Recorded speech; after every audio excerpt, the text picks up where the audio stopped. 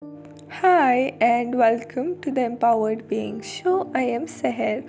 Thank you so much for pushing play today. And let's dive into our topic. So, this is something that I realized, and I really wanted to share this with you.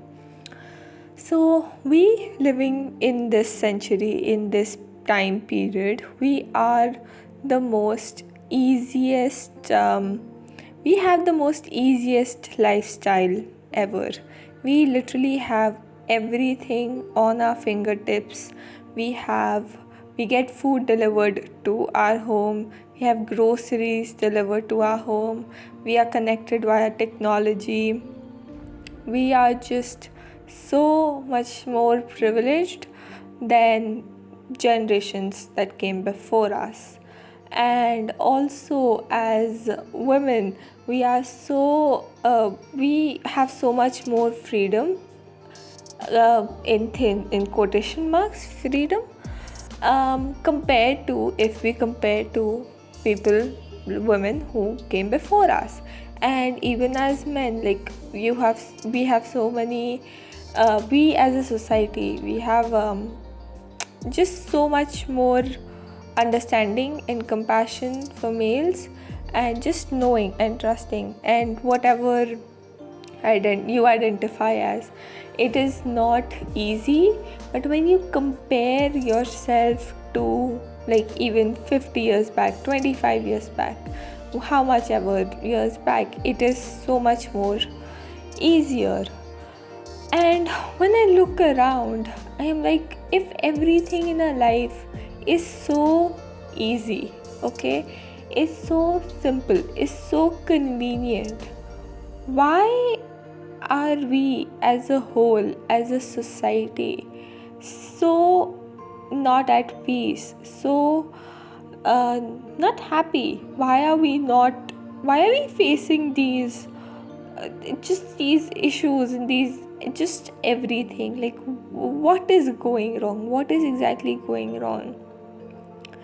And it's important to think about that, because, like, we do not, as human beings, we no longer have to worry that, oh, there's a tiger and it will come and bite me, or, oh, maybe there's a drought coming and there'll be no food for a very long time. And we no longer have to worry about that.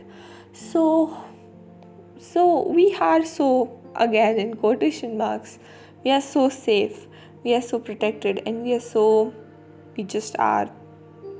So where are we as a whole, as a society, actually going wrong? I concluded almost, but I thought of things, and these are the two things that I came up with. The first is, the mind is a meaning making machine. So the mind needs something to work with. So it's like, imagine a crusher, maybe something like a sugarcane crusher, okay? The crusher, it just needs something in between it to crush, it needs it, or else it cannot crush air. So just because we as humans, we do not know what to think about, what is, again in quotation marks, the right thing to think about, what is not, we just do not know things, as, like, we are no longer in the fight and flight and freeze mode. So we are not afraid anymore, and that's why our mind is like, what do we think about, like, what do we do, like, what do we do? Because the mind is a machine, it needs to do something, and that's okay, that's its job, and we have to respect that and honor that, and not be like, oh no, you have to meditate and be quiet all the time. Like, that's not really logical and explainable. But the mind needs something to work with, and when we do not have anything productive, or anything that makes us happy, or is in alignment with us to think about, the mind will start thinking about things that are no longer in alignment, because it needs to do something. Okay, it needs to do something. And this is the thing that flashed in front of me was the sugarcane crusher that I was talking about. The crusher is a crusher. The crusher is a neutral thing. Okay, there's no good or bad with the crusher. There's no evil or good with the crusher. It just crushes thing. It does not care what it crushes. So if you put in like sugar cane, it will crush it and give you sugar cane juice. If you crush your fingers, it will hurt. So the crusher is not the problem. The problem is what we put in the crusher, and that's where we as a whole, as a society, we're going wrong. We're not putting aligned things in our mind. So if we do not put aligned things in our mind, we do not have aligned things that the mind can do, which results in anxiety, depression, over worrying, over stressing, over everything. Which is why we as a collective, even though we have everything so easy to us, so simple to us, we are still struggling so much, because what we are putting in our mind is not healthy, is unhealthy, is not good for our whole being, our whole well-being. So the easiest and most simplest way to tackle this would be to be aware of your thoughts, and this takes time and this takes practice, and it all starts with one tiny step, and then it keeps building upon each other, and it keeps just growing and growing. And that's the only solution to this, to be aware of your mind, to see when you are putting your sugar cane or when you're putting your finger. Just be aware of how your mind is. When your mind starts to go against you, it starts to block you, or it starts to get disaligned, or just in general block you. Be very careful with what happens when, and then you can always pull your hand back even before it reaches the crusher, and pick up a sugar cane and put that, and then the sugar cane would be, the crusher would be something that would help you and would support you and would do that. And the second reason would be because technology and screen and so much more easier access and so much more just everything, all these simplicities in life have backfired. So with more social media, we are disconnected from the nature. We are so much I read this somewhere and I experienced it, and oh my god, this was almost life-changing for me. So when we look at the screen, our eyes are focused on a very small a very small space, right? Our phones or our laptops or our TVs or our tablets, whatever, they take only a couple of centimeters or a couple of inches, right? So what that does to the brain, it signals to our brain is that we have to be very focused and very it's not an expanded view, right? So to compare this with, imagine you are in a huge forest or in a huge grassland or in a huge area, or maybe looking at the sky. Your eyes perceive the scenario, the scenery as very different. It's expanded, and what that does to the eyes is it relaxes the brain, the mind, and it says that it is safe because now we have the perspective of the whole area and we can look around and it is safe for us. And when we are looking at the screen or when we are looking at just a very tiny area, the mind is constantly in danger as to like what if something from the right side just hits us. And I started to take these little breaks where I would just go to my window and I would just look out.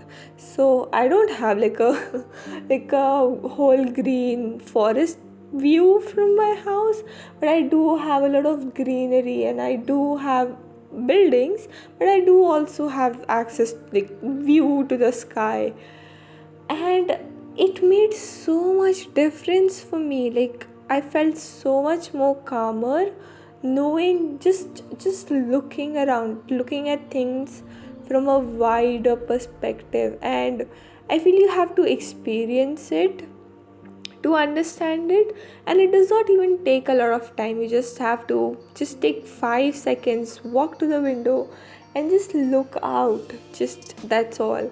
If you have no greenery, if you just have the sky, just look at the sky and just breathe. You would instantly feel this feeling, which is absolutely wonderful. And also with the whole technology thing, having so much more faster access to each other, A, we take people for granted, in B, we almost, I won't say like misuse, but we sort of misuse the power that we hold, the power that we have. We do not understand, our brains do not actually comprehend how amazing this is, that there is somebody who is like miles and miles and miles and miles away, who can see you, who can hear you, sitting miles and miles and miles away from you. And there's also these things in like, we use social media so much and we try to like use it in a way which is not in alignment and not productive and not healthy to us. So we compare ourselves, we literally compare the best just the best pictures to our normal pictures. And we have to understand that social media is just 0.0001% of somebody else's life normally, and we forget that. We compare and then we get jealous, and then if we feel that we are not enough, we feel like we are not pretty or we are not doing enough, and we just forget that there is so much more going behind just that screen. And also like we in the, I don't know what to call this, in the area of comparison, we forget to honor and respect and just appreciate the other person and their hard work and everything. For people who do not take a lot of pictures, or for people who do not like create reels or these just videos, I'll give you my example. For me, a 7-second video takes hours. First, because it's a long process, okay? It is a long process, and just 7 seconds of content takes me hours.